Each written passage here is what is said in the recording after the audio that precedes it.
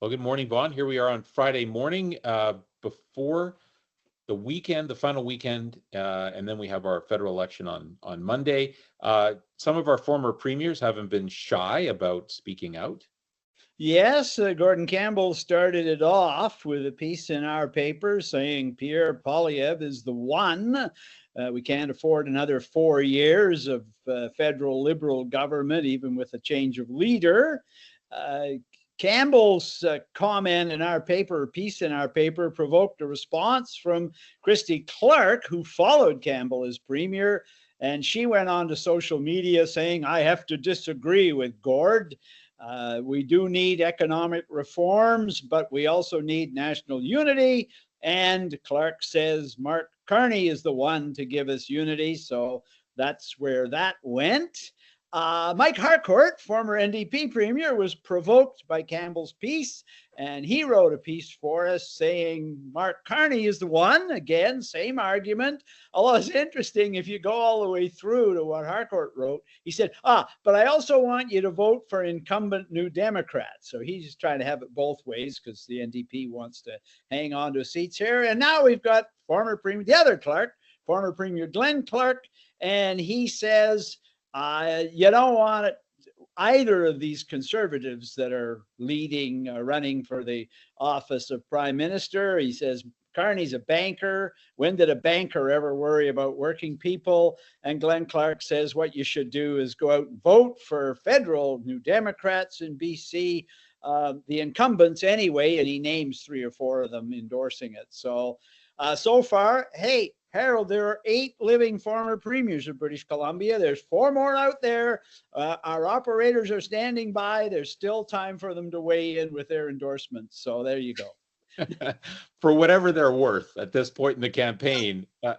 That's a good point. But here's 2 things that are significant about the premiers who weighed in. First of all, you've got the last 2 Liberal premiers of BC, Gordon Campbell and Christy Clark, on different sides of the issue. And it's a reminder that the Liberals who governed us for 16 years were a coalition of people who supported the federal Conservatives and the federal Liberals, and they got along and governed, from the center as best they could. And I think that's why they managed 16 years in government. That coalition has split. And, there was BC United and there's the BC Conservatives. And if the center right in the province is ever going to get back to having a really big shot at forming a government, I think that split is important. The NDP statements, Harcourt saying Carney, but also be sure to vote NDP. I don't know how you vote twice, but anyway. And Clark saying vote NDP. I think that shows how the campaign is developed in BC. At the beginning of January, February, March, you saw, I think, people supporting the NDP just switching to federal Liberals. They wanted to take on Donald Trump. They didn't want Pierre Poilievre as government.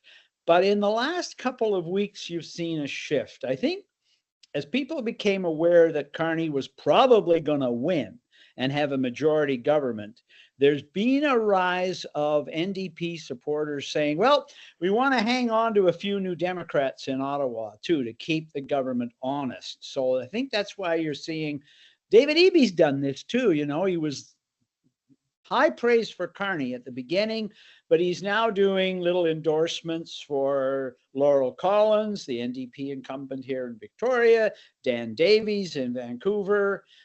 Glenn Clark is saying be sure to vote for Peter Julian and Jenny Kwan. I think what you're seeing is New Democrats are comfortable enough that Poilievre probably isn't going to be prime minister, that they're saying, you can save a vote for the NDP, really, and keep the Liberals on their toes.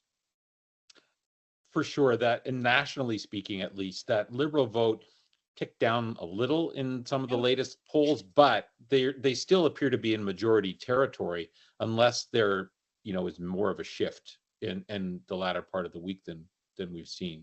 Yeah, I mean, we've covered enough elections to know that the politicians always say the only poll that really counts is the one on election day. But here, what, 7.5 million people have already voted. So where the polls stood back when all those people were voting is relevant, and it was comfortable then Sure. for the polls. And I think the other thing is that in Victoria, for example, which is NDP country and has been for a long time, the only house on my block that always had an NDP sign has a Liberal sign on it. And I've talked to friends and colleagues, and they say the same thing in their neighborhood.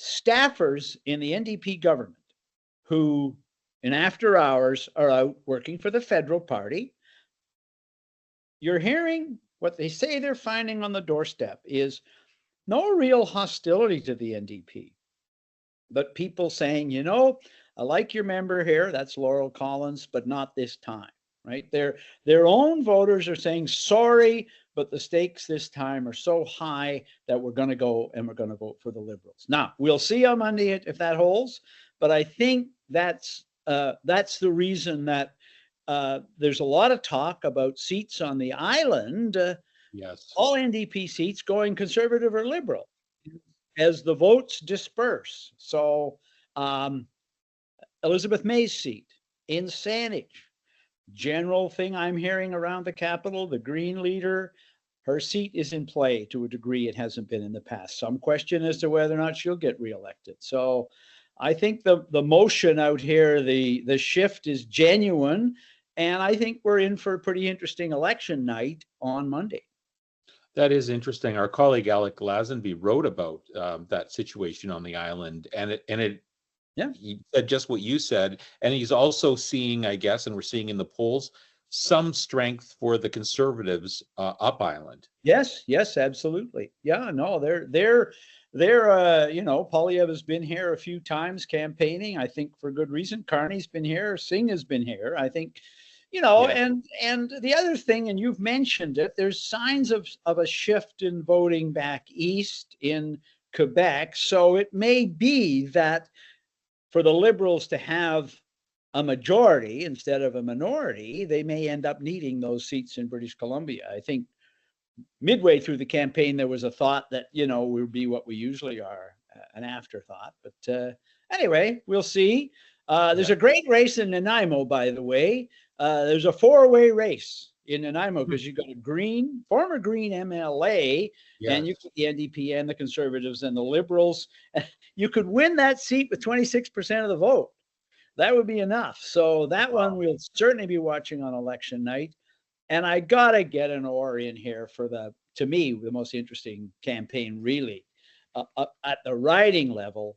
Mike DeYoung running out in, it's Abbotsford Langley, I think. Yes, Abbotsford Langley, former finance minister of British Columbia. Conservatives didn't want him. They haven't explained why, but he, I think, got ticked off enough at being turned down because they recruited him and he campaigned for the job, for the nomination for a year, and they wouldn't let him run. So he's running as an independent. He's piled up a lot of endorsements. We don't have very many independent people get elected, but Jody Wilson-Raybould did it as a Liberal in, I think, 2019, a federal Liberal. And from what I'm hearing from the parties, Mike DeYoung's got a good shot of getting elected out there as an independent. He says if he's elected, he intends to support Pierre Poilievre. He endorsed him some time ago. In fact, even before Poilievre became leader of the Conservatives, DeYoung endorsed him. So, but it's a strange one why the Conservatives wouldn't take him, Right. I mean, I don't understand that either. And it's not like they had a star candidate in the wing. There's no disrespect for the candidate they have, but it's a young, a very young old blueberry farmer with no experience. Who isn't attending all candidates meetings or anything. I mean, you think of one of my federal colleagues said this, you think about the challenge that the federal Conservatives faced rolling out their platform, right? Credibility, fiscal credibility. You got Mark Carney, the banker, former finance official, central banker in Canada and the UK. And Poilievre comes out. What if he'd had standing next to him Mike DeYoung? Right? Mike DeYoung, finance minister in British Columbia, 5 balanced budgets, right? I mean, that would give him, and they didn't want him. The party wouldn't let him run, and they wouldn't explain why.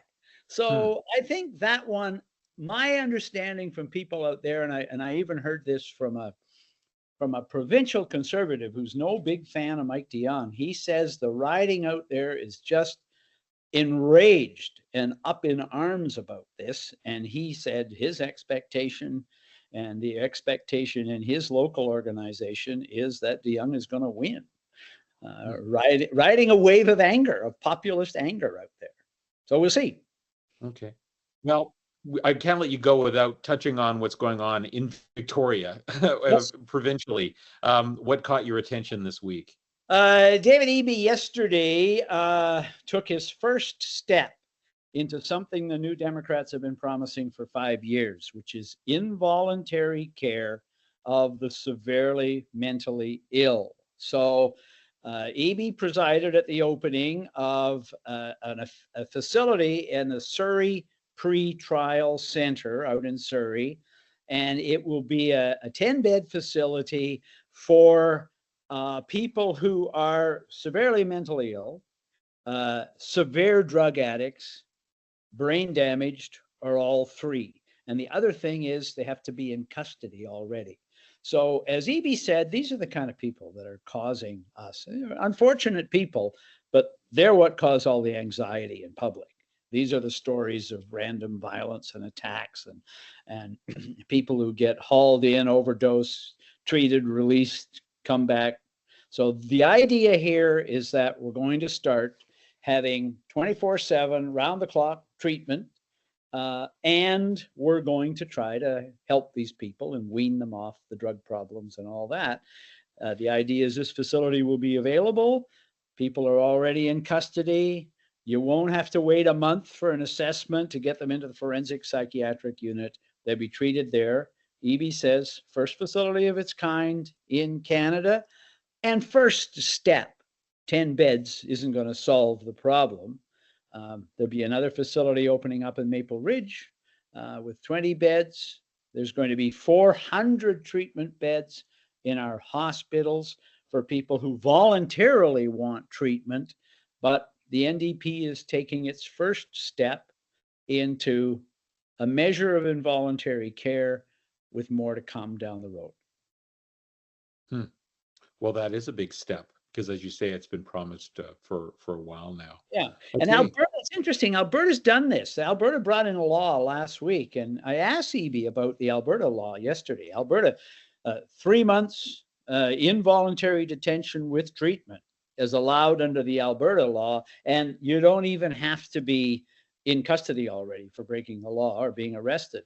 And I asked Eby about that, and I said, are you sure we don't need that kind of law here in BC? He said, no, I'm not sure. He said, we're going to look very closely at what they're doing in Alberta. And if what they're doing works, it's something we're going to consider here. Now, that's another big shift, Harold, because in the past, the NDP and Eby have mocked what they're doing in Alberta. But the tougher approach in Alberta, BC is now looking at it. And I think when you consider how much stuff we've tried in the toxic drug crisis since it was announced as a public health emergency 10 years ago, how much we've tried and hasn't worked, I think it's a pretty good idea. You don't close your mind to the possibility that another province has got an idea that we might want to emulate as well. Well, we'll keep our eye on Alberta then too. Thanks. That's a good one to watch. And thanks again, Vaughn, for another great session. And I guess when we talk next week, the dust will have settled, hopefully, on the federal election. Well, Harold, and you know I am a master of hindsight, so I will be able to explain what happened to you next Friday without question. All right. Thanks, Vaughn. Okay, bye-bye.